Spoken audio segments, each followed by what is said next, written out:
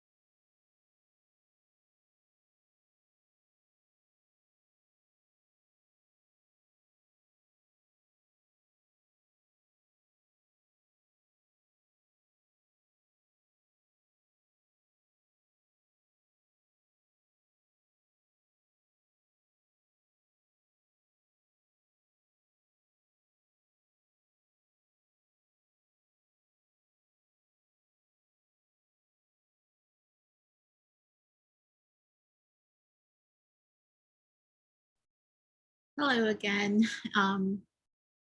Thank you for joining us and welcome to today's webinar, Telebehavioral Health Services, Planning and Investing for the Future of Your Services.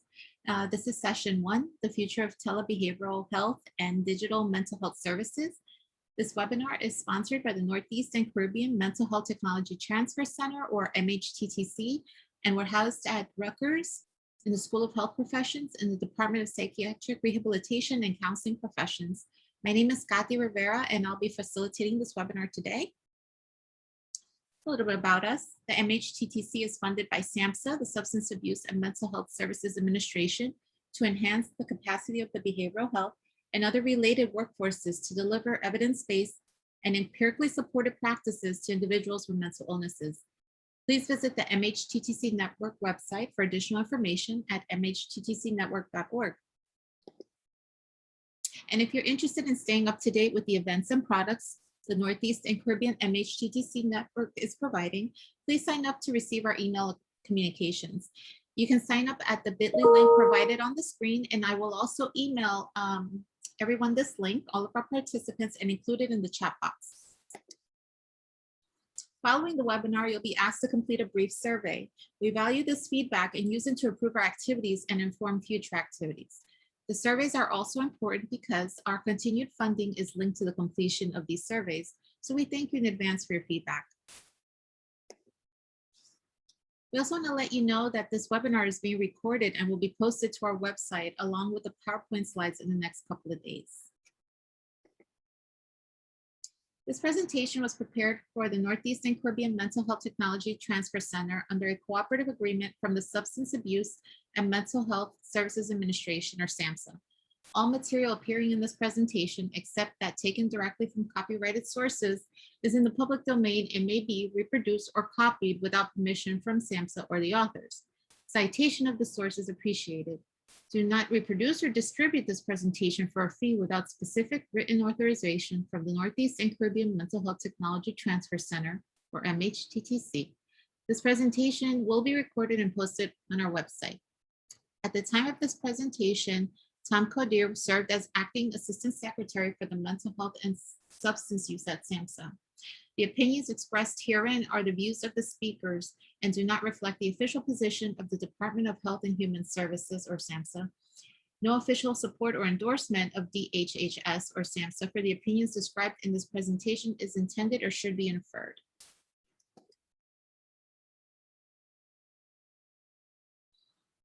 We encourage you to interact with our presenters during the webinar by using the chat feature. Please post any comments or questions you have in the chat, and I will collect your questions as we go and ask them of the presenter during the Q&A time toward the end of the presentation. During the webinar, our presenter may pose questions to you, so please use the chat feature to answer these questions. The MHTTC network uses affirming, respectful, and recovery-oriented language in all activities. This includes language that is strength-based and hopeful, language that is inclusive and accepting of diverse cultures, genders, perspectives, and experiences, language that is healing-centered and trauma-responsive, language that invites individuals to participate in their own recovery journeys, language that is person-first and free of labels, language that is non-judgmental and avoids assumptions, language that is respectful, clear, and understandable, and consistent with our actions, policies, and products. Now let's begin our webinar. We have Jay Ostrowski with us today. Jay is the CEO of the Behavioral Health Innovation, where he develops and deploys telemental health, telebehavioral health, and telemet programs and designs HIPAA-secure software applications such as adaptive telehealth. He also serves as a telehealth consultant and implementation partner for the Mid-Atlantic Telehealth Resource Center and is the director of the Telehealth Behavioral Telehealth Center for Excellence. Now I will turn this over to Jay. Welcome everyone, and welcome Jay. Thank you, Katie, and sorry for the mouthful there on my side. I just wanted to turn on my video and say hi to everybody, that I'm here and happy to join you all. I'm going to turn my video off now because it's a little weird sometimes. I wanted to say up front that this is a several week series, so we are very interested in getting your feedback on what you would like to hear more about. We have set topics, of course, and outlines already made, but we can weave in the questions that you have and a little bit more content on one area or another to make this highly valuable to you. So when the feedback form comes out, please add little comments of what you'd like more or less of, and we'll make sure to include that in the future webinars. I'm going to share my screen here and we'll get going. So I will start with the future. I'll start with the past. I saw my first client through telehealth in 2002. It was the year that Skype came out, before Skype came out, using an IP camera, and I was very excited to try that out. Although it was a really horrible experience for me at first, because it was an IP camera. It was dial-up. And I was helping a little girl in Indonesia. I'm a licensed professional counselor, and I was asked by this missions organization to see this little girl in Indonesia. And it was wonderful to help her with trichotillomania and keep her family in the field and help her for a little bit over a month. And I got very excited about this. And so I started, working on how do we do more of this? But at the time in 2002, there were no laws, no ethics, no reimbursement. The internet was terrible, and we had a long ways to go. But fast forward quite a few years, almost 20 years, and we are way ahead of that. So I just want to disclose a couple things. I work for a couple of companies as a consultant and basically inventor of software for telebehavioral health. I collect a lot of laws and ethics and make trainings for SAMHSA, HRSA, and others. I still have my certifications and licenses, and I was the creator of the board certification in telemental health. And now I run the Telebehavioral Health Center of Excellence and help people get started in this field. So I have grant funding to help you if you need a consultation or three on how to change or do more or do things differently. Here today, I want to describe a little bit about the history, because I think it'll help you kind of see that the perspective and also as the background of where we're going and where we are even today. I also want you to understand some of the drivers behind the changes, so that you can also kind of see what's a fad and what's not a fad, what's really here to stay, and why we think they're here to stay. And then I'll talk about basically 4 types of services and their use cases. And there's many variations of all of these. There are a lot more than 4 in general, but these are kind of 4 use cases I want to go over. Of course, take your questions as well along the way, so feel free to chime in when you want to. So to set the stage, I like to start with why. Why is this important? Why is this growing?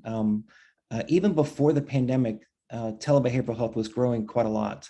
Of course, that was a hockey stick growth with the pandemic. But what I wanted to point out, and you may be already feeling this, is that we have a serious shortage of mental health and behavioral health providers in the US, but it's also true around the world. We're not the only country with the same problem. I actually work with people in Dubai and in Bangkok and in England, Greece, Saudi Arabia, all over the world. They're having the exact same problem.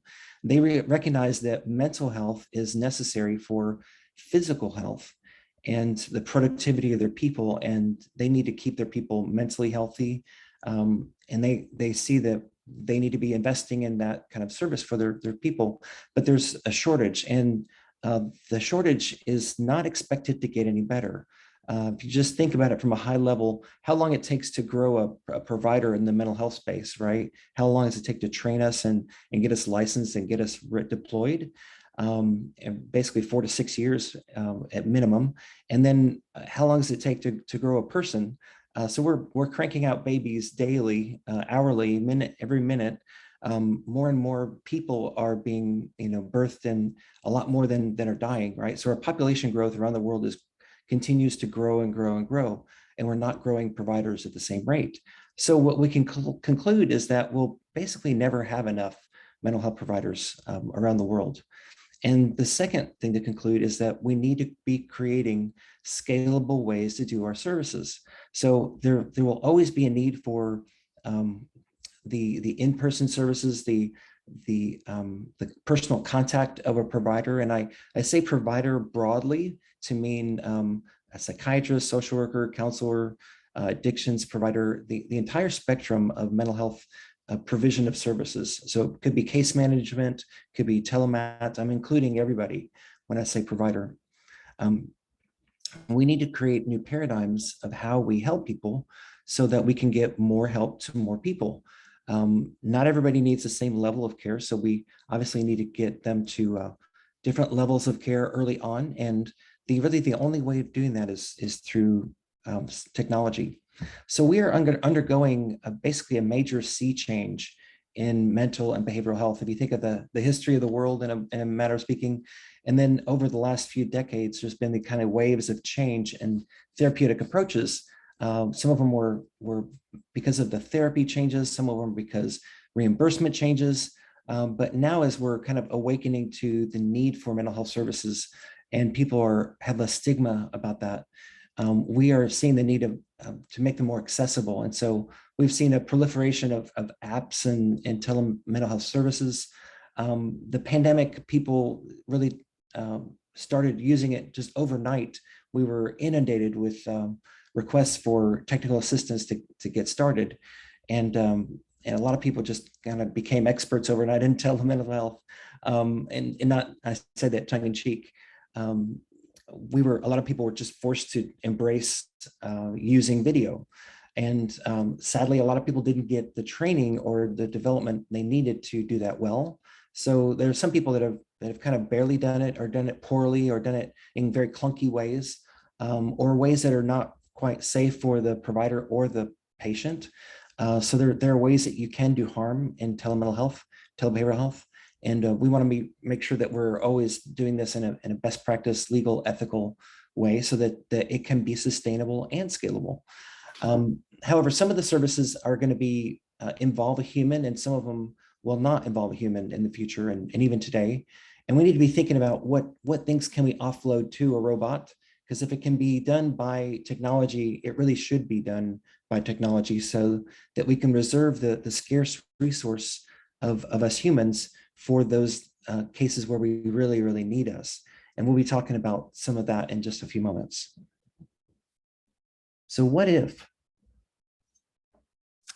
when you think about what if, you think about kind of blue sky, pie in the sky, crazy things that maybe this is a way to help us dream a little bit or extend our imagination. What if we could pre-screen people just by looking at their Facebook posts? Now setting aside legal, ethical ideas for a moment here, what if it was possible in the population to identify people that they're going to have a problem before they have a significant problem? What if we were able to identify them and help them on in kind of early stage education, early stage intervention at a lower level of at a low level of intensity or cost or intrusion even? What if there are ways to identify who needed the help and give them some of that help? Well, some of this was done in an experiment by Facebook just recently in a, hold on, I'm missing, I think I skipped a slide here. Here it is. What happened is this is published in January 2020, sorry, December 2020. So about 8 months ago, 8 months ago, where what Facebook did was took a lot of data from some volunteers. I think it was about 220 volunteers, which is a good sample size. And they were able to let artificial intelligence scan their messages for about a year. And they were able to basically not diagnose, but early identify people that became diagnosed with a psychotic disorder a year before they were officially diagnosed. So there's flagging signs of the condition from the wording of how these people were placing their messages, what they were saying, the images. There's a tone, there's a type of language that they're using that the computer software programs were able to identify who would become diagnosed within a year. And that's alarming in some ways. It reminds me of Minority Report, the movie with Tom Cruise, where they're basically predicting who's going to commit a crime and arrest them right before they did a crime. We're not talking about that far, but it does kind of push the idea, push the envelope of we have the ability to use our records and use all of the disclosures that people are already doing online and come up with interventions that can really help them help themselves early on, or maybe we can help them see the problem that they're falling into more quickly. So this is kind of again a pie in the sky, but these types of programs are being worked on by armies of innovators like me. We are out there trying to find new ways of helping people, new ways of creating services, identifying services. And you're going to see some of that today as we're going to come back into AI towards the end of our program here. So when I look at the hundreds of technologies available, and I've been tracking this for a good 15 years, collecting them and aggregating lists and directories of all the technologies that are available, I kind of like to put them into 4 or 5 buckets of treatment, because really all of them are kind of variations of these kind of 4 or 5 different ways of communicating. So the first one that you're familiar with is video. A lot of you have been doing video services over the past year because of the pandemic. You may have been doing FaceTime or Google groups, meetings, lots of different video programs out there. You may have been using this. You may hate it. You may love it. But a lot of us are familiar with it. And there are different types of video services that you can provide. And we'll come back to that. The second is apps. So any kind of thing that's packaged in an app that's downloaded to your browser, or is software based, or is downloaded to your phone. So there are different types of apps that are used. Another one is chat bots, or anything to do with text, really. If you want to look at the chat bots as a robot, or just chat as a way of communication back and forth for therapy, or someone using text to even create a diary or go through like clinical workbooks, like filling in worksheets online in a sense. But then there are others, virtual reality, where you're overlaying, basically you're in a cartoon world. If you're not familiar with that, it's like going through a simulation where things in the real world are represented in digital form, and you have a digital person yourself. There's also augmented reality, which is an overlay of a digital world onto the real world.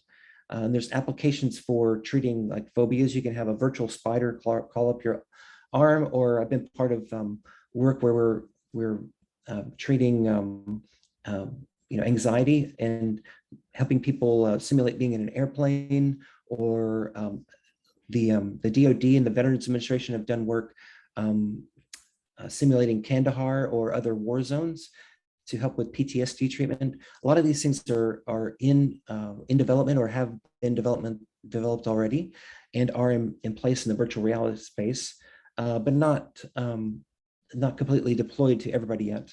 And then there's artificial intelligence, and I'll come back to some of the work that artificial intelligence is capable of and some of the benefits and pitfalls of that.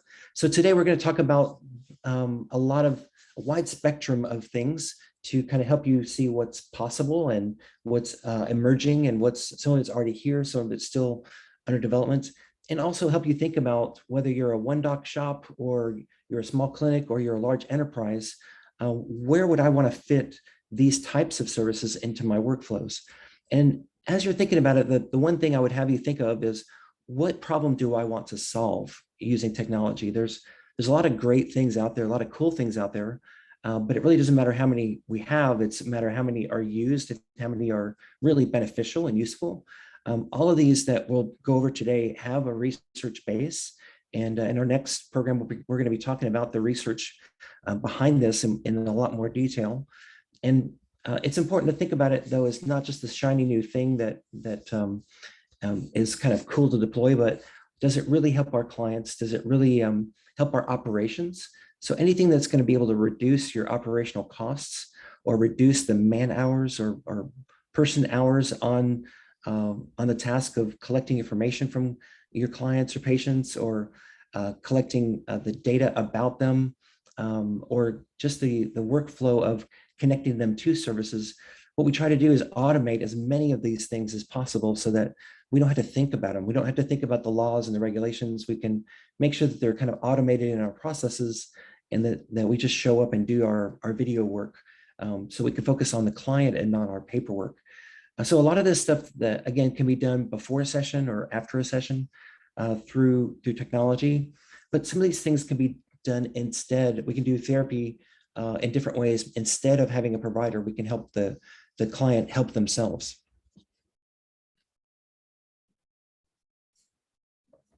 So what is possible? There are lots of things that are possible, and I guess I want to preface this by saying the things that you will see on the screen may not feel possible because maybe you've had a bad experience with something. But what we found is that there's a wide spectrum of how people implement, and a wide spectrum of the technology that's used and the bandwidth that's used and the education. But there are tens of thousands of sessions being done daily around the world, and even in the US.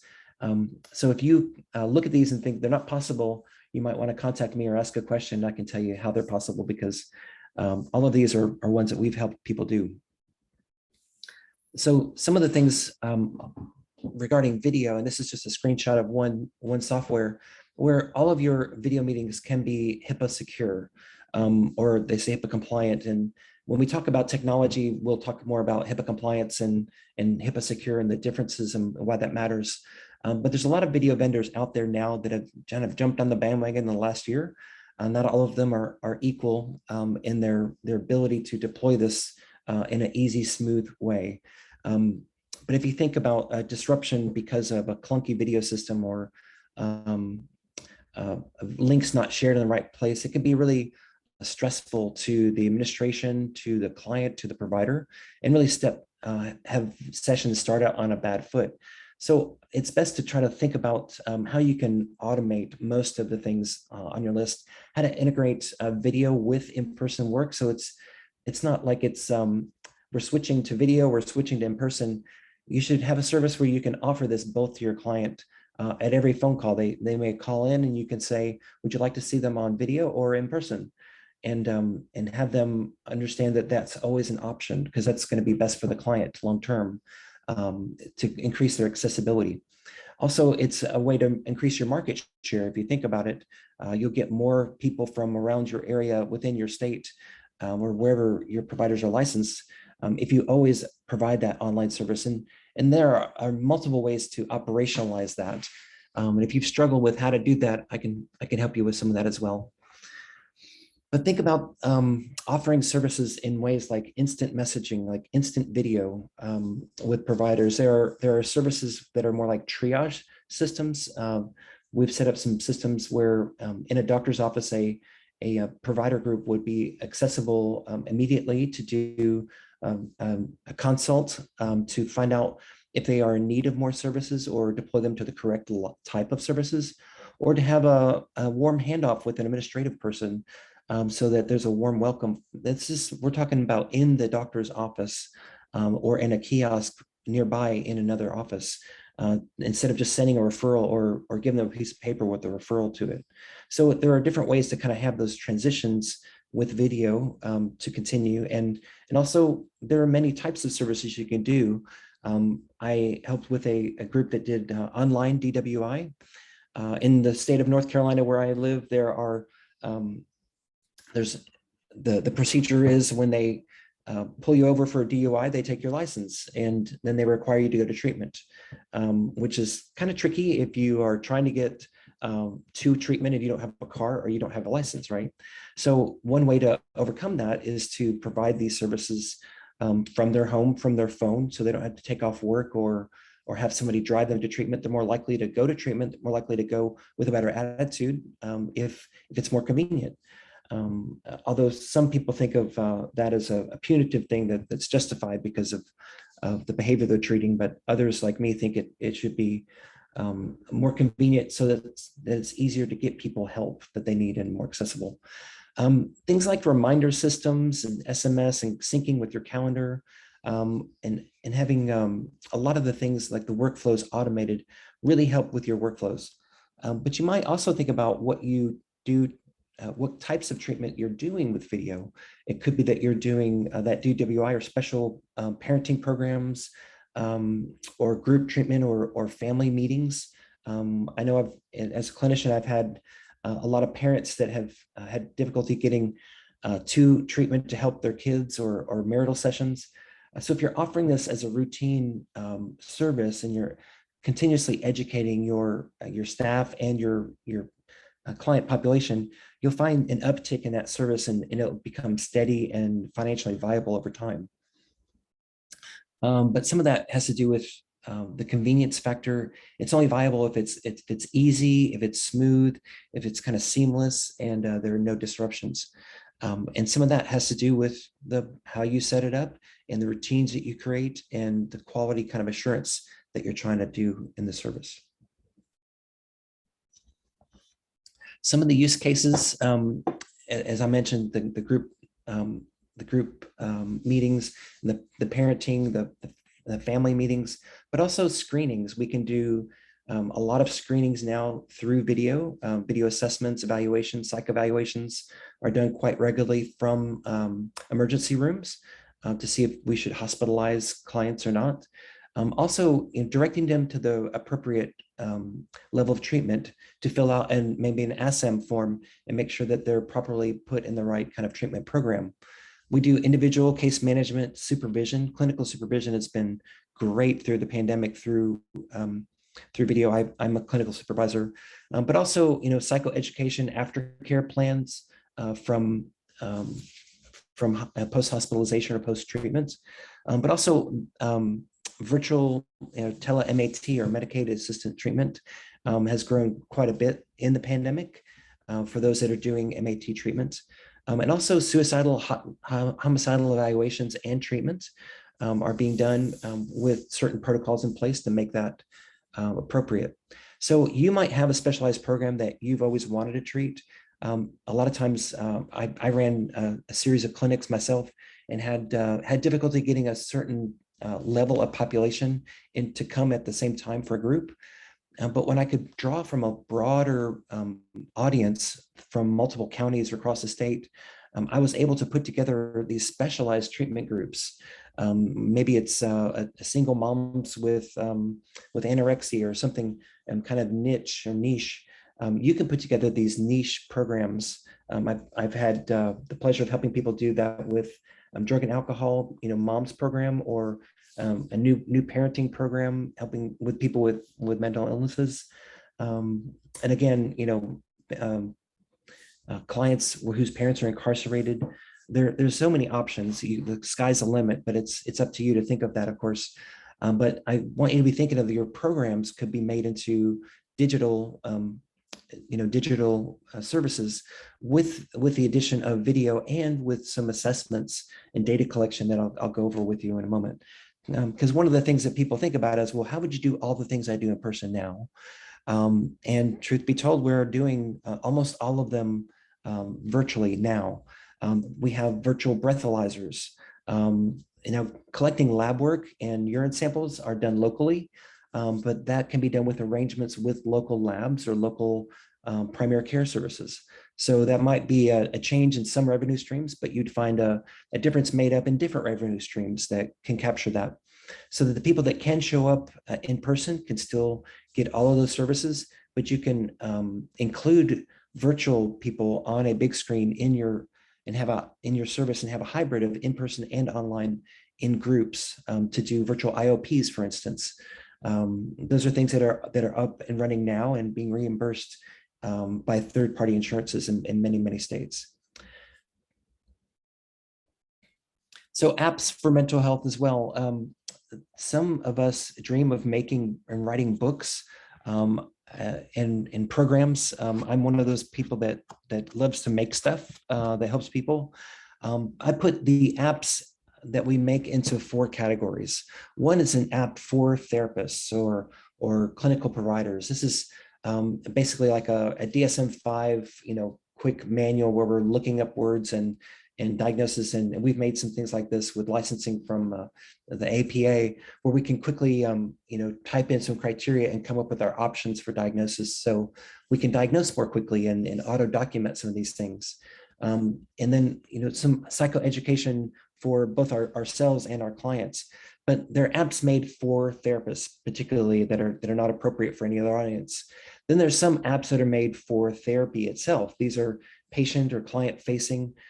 These are for people that are in recovery, that they need self-help in many different ways. This could be programming, and this is like your modern book. So your modern book or workbook can be now an app, and there are ways to make a HIPAA compliant or HIPAA secure app that can be program specific with your branding on it and quickly deployed in Android and iOS or Apple, and as a website. So these could be standalone things that are not very expensive and easily changed over time, where you can make basically an electronic workbook, and that could be a line of business where you're serving people that never even come here to your clinic, either through the app itself and you never meet them, or it's kind of a hybrid where you're prescribing apps to them and the app is doing a lot of the psychoeducation work, and you're doing more of the follow-up work where you're saying, okay, what did you understand from this? I see your answers here written in the app.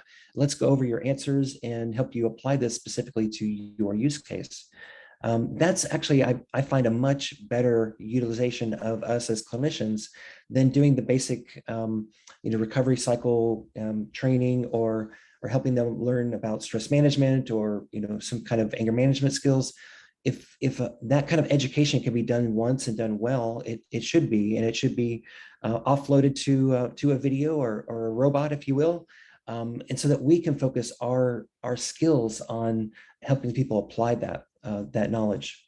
Because one thing we learned about when the self-help revolution came out about 20 years ago, there were a lot of self-help books that filling up the bookshelves, and some provider friends of mine were worried that they would lose their jobs because there's so much self-help materials. At that time, nobody knew what was in the future. But what we learned from that is that while we have a lot of knowledge now and a lot of people can read these self-help books, it's very limited on how to help them apply this material. Most people don't see themselves very well, of course, or don't have self-awareness to go buy a book like that, or know which book to buy or how that would be helpful. And then once they read it and they have the knowledge, they don't always know how to apply it or understand where it's actually most appropriate.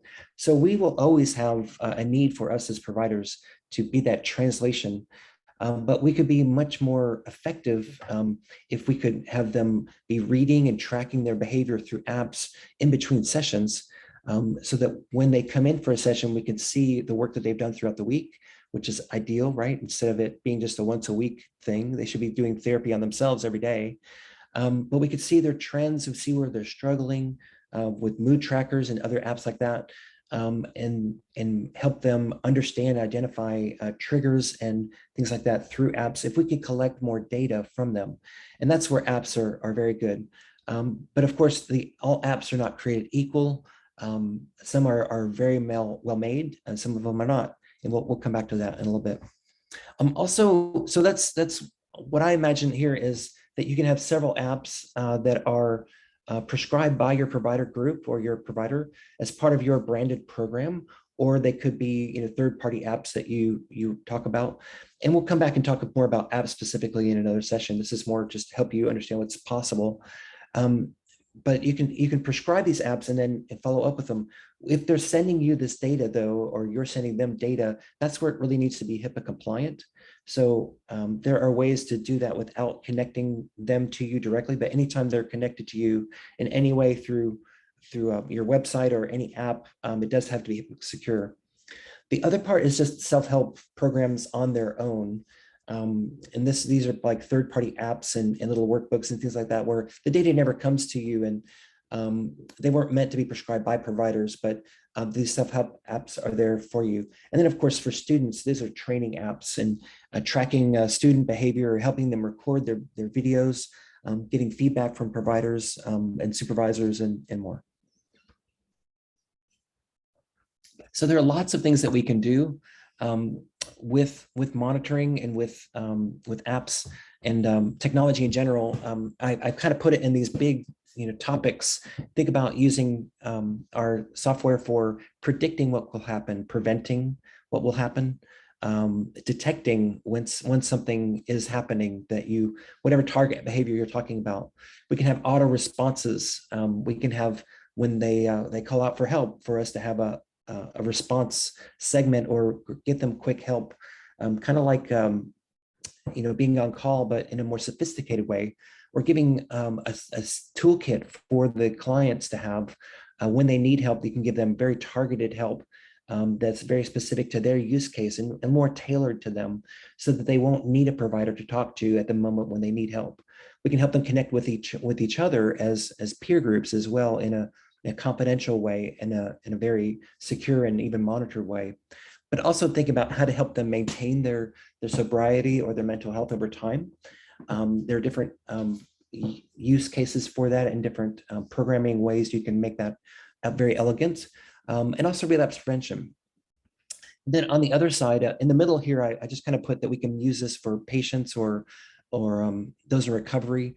I realize I'm talking to several different types of groups here, so you may use the language of patients or clients or people in recovery, or whatever language you use, providers, and then researchers as well. So what I get excited about when I think of telebehavioral health is just the amount of data that we can collect. It's also scary if it's not collected in a good way or maintained and secure, but we're able to learn so much by collecting this data for epidemiology or monitoring, in order to be able to intervene at the appropriate times. It's also a great way to monitor our effectiveness. How effective are we at doing this work? Or are these programs that we're setting up, are they really helpful? And maybe study them in more detail to find out what parts would be better changed, or what parts are not needed at all, or what should we do more of, less of in general.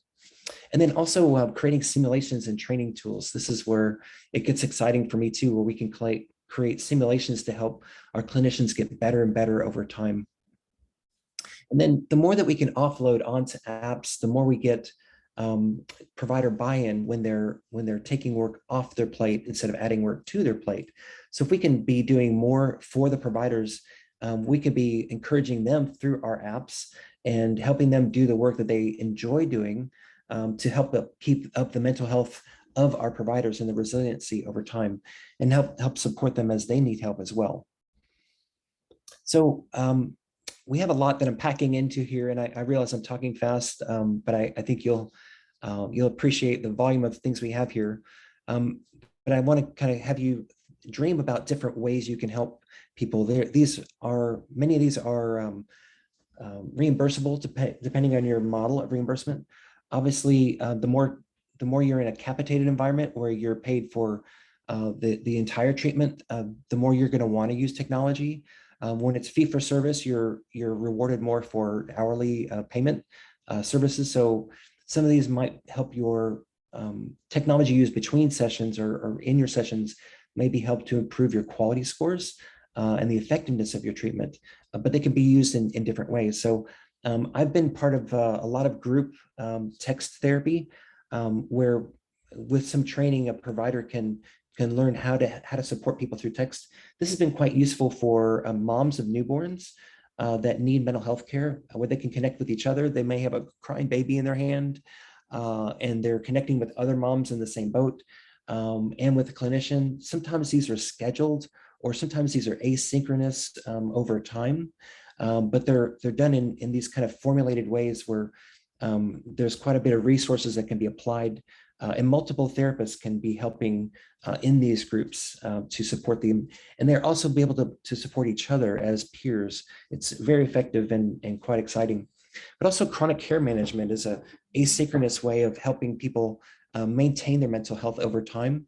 And you're able to monitor people with maybe chronic mental illnesses or mental health challenges and help them become aware and start developing kind of micro habits. I like the new book, Atomic Habits, somewhat new. It's basically an aggregation of lots of research on habit change, very, very science-based, but helping clients apply this language and apply these little micro skills over time, like like DBT skills through these apps really helps track and help them notice when they're doing well, what they were doing at those well times, and when they're not doing so well, and what they could do to kind of jump back on the track. So you could craft and make several different iterations and different programs that fit your use case. That many of them are out there already, but you can also make your own. Some of these are learning and adding functionality by the addition of kind of gamification. It's basically making things into like reward systems, and it may seem kind of trivial or trite. Some people are put off by that, but other people are really like the idea of being kind of encouraged by the software to do more or get points or get rewarded. Even with a little badge or icon, clients feel encouraged, and it helps them work out more. It helps them eat better, drink more water, do healthier behaviors. And they feel a sense of accomplishment, right? And nobody else was there around, but the app can kind of help them do that.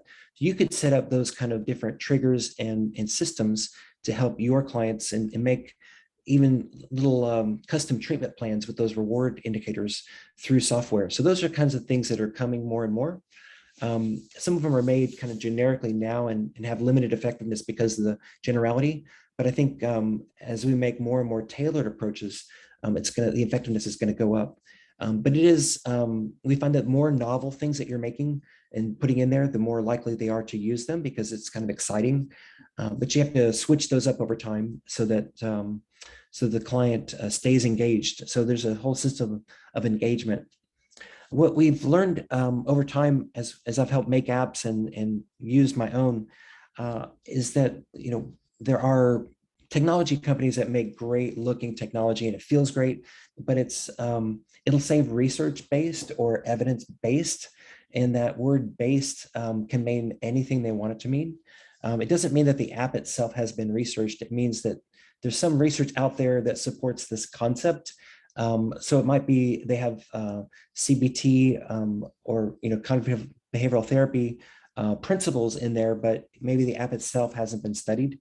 But they're made by basically software developers that maybe have no clinical training or very little clinical input. So the app may be beautiful, but it may not be all that effective. On the other hand, there might be really great clinically sound apps out there that are very ugly and not made by technologists. They're made by somebody kind of doing their own thing. Those we usually have concerns with security and functionality user interface. So the best of all worlds is working with groups that have, if you're going to make a program or evaluate one, to look for a program that's been developed with a good group of clinicians or someone with expertise in the clinical realm, and with a software development company that has a good experience with making the HIPAA security and also the good user interfaces. So the four types of experiences we talked about: the video, text-based, self-help driven avatars. These are all in process or are being used right now in many different ways. So I won't belabor it more, but you can think about how you would go about using that, or what problems you would like to solve. And if you'd like, we can have a consult to talk about what would work for your group or your use case. What we find is one size doesn't fit all. So even if you hear about something working in one place, there might be some little things that could get in the way. And what I would encourage you to think about is that these little problems get in the way have been solved by somebody somewhere, sometime. And that's where working with, with somebody at the technology treatment centers, or technology transfer centers, or a telehealth consultant might help you learn what could be applied, or what tools are being used by other people to overcome those challenges. But what I find most effective is doing combinations of these services to fit different use cases. So the ways to increase revenue or decrease costs come in the form of time savings and saving errors or preventing errors. I like to have the software kind of audit itself by becoming aware of any conflicts or things that may be errors, and the client is able to kind of check their own records and even add to them if you want. You can have clients basically offload a lot of your paperwork by having them type in things. Now, some populations can't or won't, and some of this information can be gotten incrementally.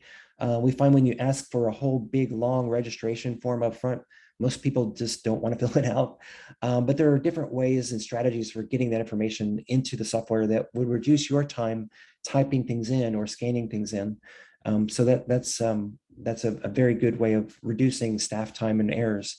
But also, when you're saving time for charting or diagnosing or that transitioning, I think of all the times that I've been late for appointments or have difficulty getting my client from the couch to the door. Sometimes they just don't want to leave. They ask several questions along the way. When you're doing televideo or video counseling, telemental health, it's a lot easier to transition between clients. And so I think that to me has always saved quite a bit of time. And then if a lot of the paperwork is automatically done because of how the systems are set up, that also reduces my time thinking through treatment plans and charting.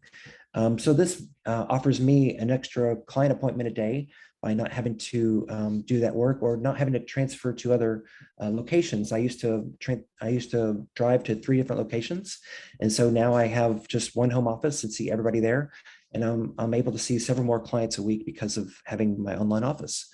When it's more easy and convenient, where there's going to be less burnout of the providers, they'll be happier doing their job and more consistent in getting their paperwork done and then getting paid. So there are lots of kind of multiple things like that.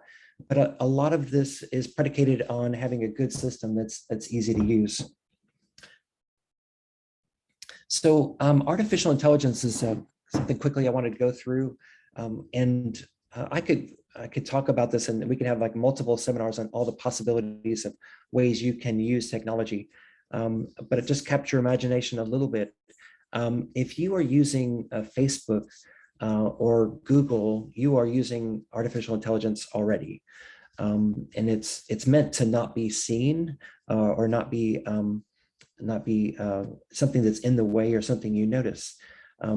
But artificial intelligence is being used in the background already with a lot of apps and in a lot of EHRs. So you may have already been experiencing it and just didn't know it. I'll just go back to one example. I was typing in something recently, and actually yesterday, and I noticed it's automatically filling in the rest of the word. You've probably seen that on Google, where you're typing in Intel and it's writing intelligence.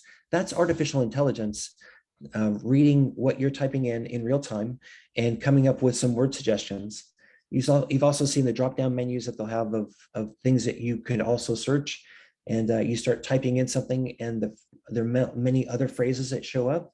That's artificial intelligence doing some predictive analysis of what they think you're going to be putting in. This can also be done in mental health by predicting what people are likely to do based on what they've done before. And this is in its early days, but that is it's something that's quickly emerging, and we're doing some of this work already, and we found that it's pretty exciting. Also, we're using artificial intelligence to read people's emotions. So this is all also in early stages, but while someone is in a session, we're able to have kind of ratings of what they're likely feeling based on the micro expressions in their face that's standardized across tens of thousands of video of other people. This could be very helpful in clinical training of new clients. It can be helpful in self-awareness of clients, of understanding how they come across. We could think about it in terms of autism and other uses. So facial recognition is it's still in kind of beta form, but it's we've been working on it off and on for a while, and it's pretty exciting stuff.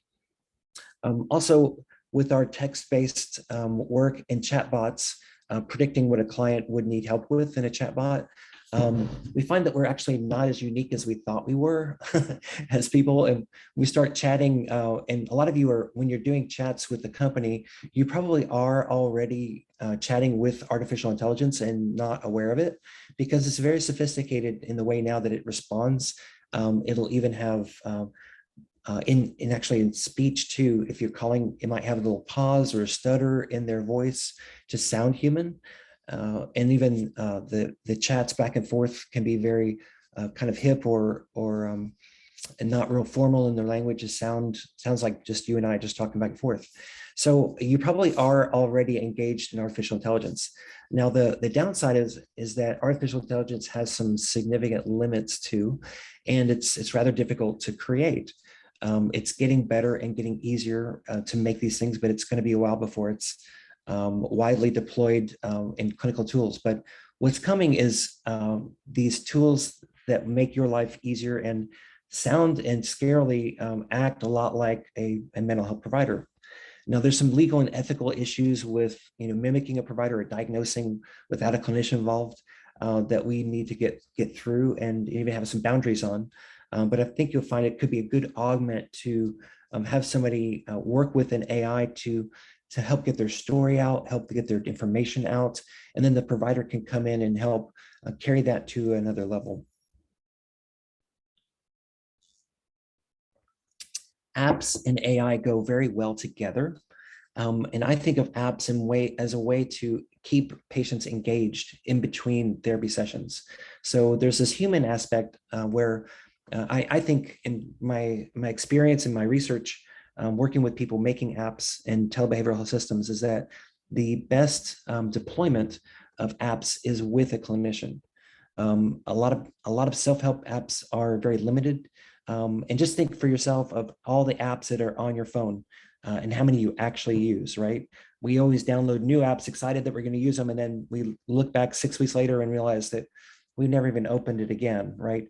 So there are ways you can design apps and deploy them that make it engaging, but the most engaging way is for a provider to unfold it, unroll it for them, show them how it's used and how it'll be helpful to them, get the patient's buy-in or the client's buy-in and how to use it, and then follow up on it in successive treatments to help them stay engaged and help them see how their activity relates to how they feel and how they behave, to kind of help educate them and track and give them some hope for the future. So the other part of this is that you want to retain patients or clients at the appropriate level of treatment. Clients, as we know, especially in recovery, go in and out of their levels of recovery, and apps are a great way to give them reminders to do healthy things, or also help them connect with other humans to stay in a good place in their recovery. One of the ways or reasons apps really work is the disinhibition effect. And you don't have to read this now, but this is really good research that was done quite a while ago, where we found that clients are much more willing to disclose many things to a software or to a robot than they would to a provider. There's it's like the park bench effect, right? If you sit down at a park bench and talk to a stranger, you're kind of willing to tell them lots of things because you feel like you're never going to see them again. In the same way, we found that clients are much more willing to disclose things to in a software to an app that they wouldn't normally disclose to a provider. So you think about apps in combination with therapy, with the provider, that can be a really powerful tool to give the provider more insight into what's going on, and also track their behavior, and then use that information to help the client face those issues and resolve those issues early on. One of the things that, just to bring it down to the practical, and something that you could do this week or next week, is do some check-ins. Any kind of, so a lot of things we're talking about are kind of big sky, and some of them are expensive, some of them are not so expensive, depending on what you want to create or use or deploy. But one of the most easy things to deploy is HIPAA secure check-ins, and helping people just become aware of their own behavior, help learn. And so from these check-ins, you can basically have them fill out a short surveys. This one's a little bit longer on an iPad. The other one's on a phone, but you can have them click a couple things and create like a triage system where they're inputting a little bit of information about themselves, and it would give them feedback and things to look into more. So kind of responsive design in a sense, where you're getting a back and forth that you would get from a human, you can get serving up this information in a private, secure way. This is also a really good use case for AI, or it could be done kind of a little more old-fashioned algorithm way, but highly effective to help people in the early stages or when they have a low acuity. One of the earliest forms of this was a chatbot called Eliza, and it was first designed in the 60s, if you can imagine. This is a screenshot of it. The purple and red and orange really dates it. But it's still the same concepts are being used and widely deployed, but a much more enjoyable and user interface is a lot more aesthetically pleasing. But we found some good research on this, that some of these experiences, when used appropriately, can have a positive effect. This one is a study that done where a chatbot was helping people with their PHQ-9 measurement. So the PHQ-9 would measure certain anxiety, depression, suicide functionality. And by using a chatbot for depression with students, they had a 20% improvement within 2 weeks, which is significant if you think about that and scale that quite a lot. But these a lot of times are used by people that don't even go to treatment, which is kind of fascinating if you see that. But it could be that this is a way we can start getting people to get comfortable with the ideas of concepts of treatment if the language is appropriate and leads them to the appropriate outcomes and treatments. Also, there's a lot of monitoring that can be done with biometric data. There's facial recognition, there's speech stress recognition, what they're writing analysis of their text. All of these, the watches, Apple Watch and others, can be used to monitor all their biometrics as part of algorithms and apps that can help them early identify and help them become self-aware of their own emotional self, and then prompt them to do different things to help themselves at those moments.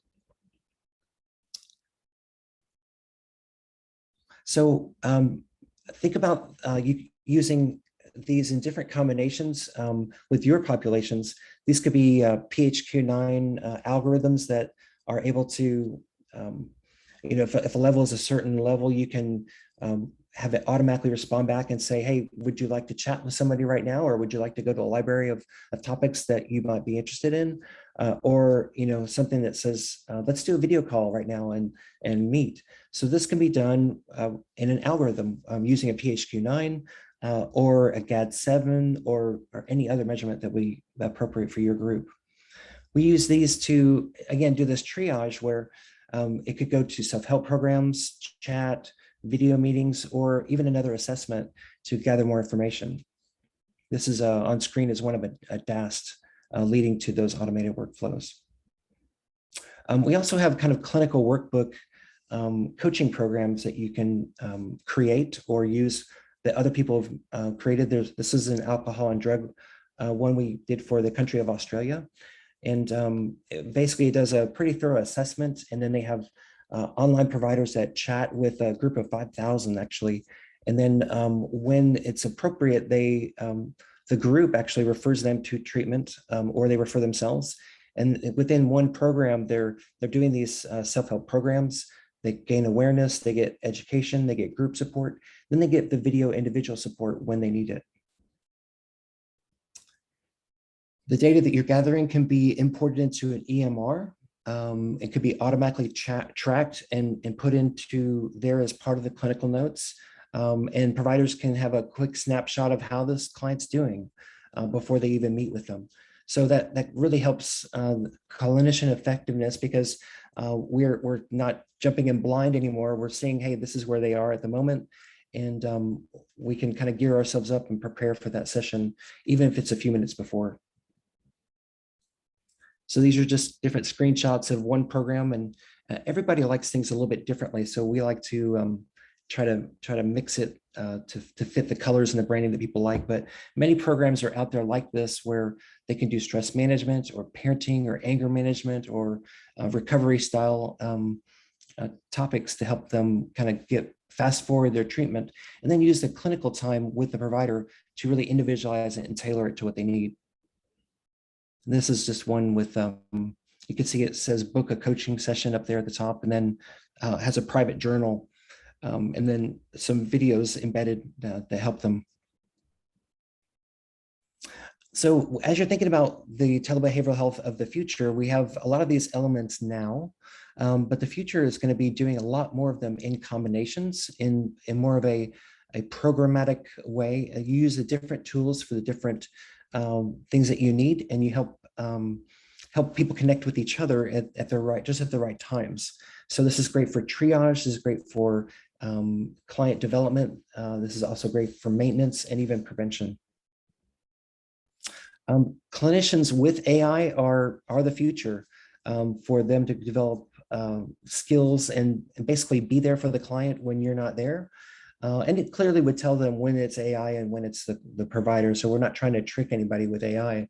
But the AI can basically scan a lot of things and prompt the clinician with ideas about what they might need based on what the client is putting in and their past history. So this is again, this is in the early stages, but this is going to be the future, where we will have augmented our brains and our training with AI that can basically suggest and make our job a lot easier, by helping us think through things and prompting treatment plans and prompting protocols, to help the clinician remember and be mindful of what this client need, and then quickly deploy those different sophisticated treatment plans.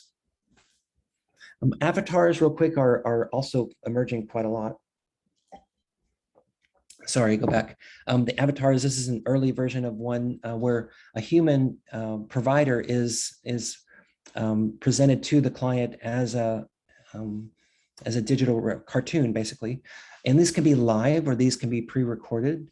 And some people prefer to do this as a group. They're in a group session, and we're not evaluating each other's clothes or how we present. Nobody wants to be on camera, but it's very engaging to see these cartoons kind of interact with each other. And it's confidential. Now, you would need to know the client's identities as a provider. You never want to treat anybody anonymously. That's illegal and unethical.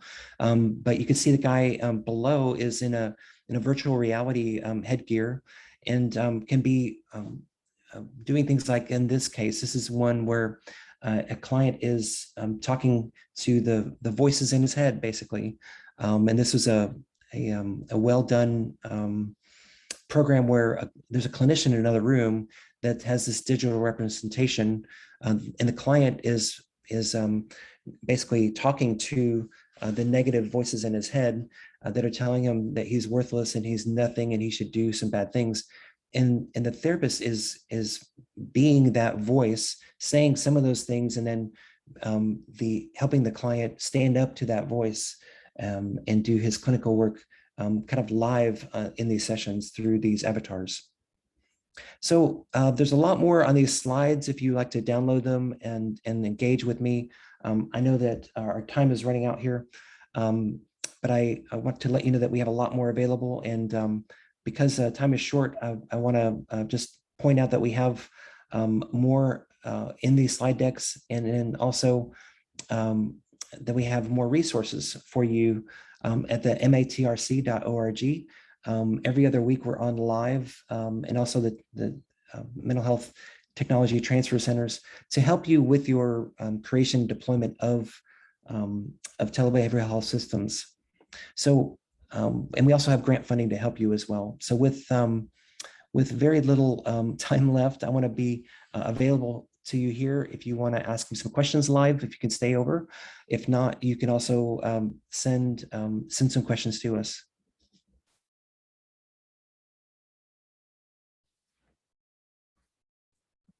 Thank you, Jay. So as Jay had mentioned, we are now in the Q&A portion of our webinar.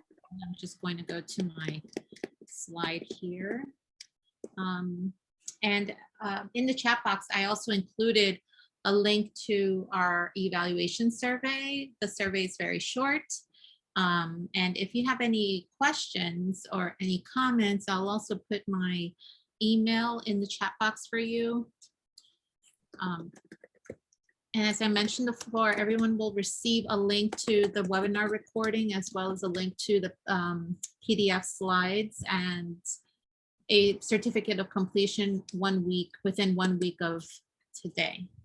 If there's any questions, I am happy to take them. I don't see any questions in the Q&A or in the chat.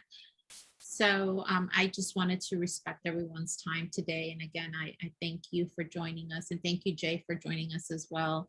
And if there's any questions that come, into my email and that are for Jay, I will also send them over to you, Jay. It sounds great. And also in the evaluation form, remember to mention more of what you would like in the future webinars, and we'll be sure to include those in the next series. Sounds good. Well, thank you, everyone, and we hope you enjoy the rest of your day.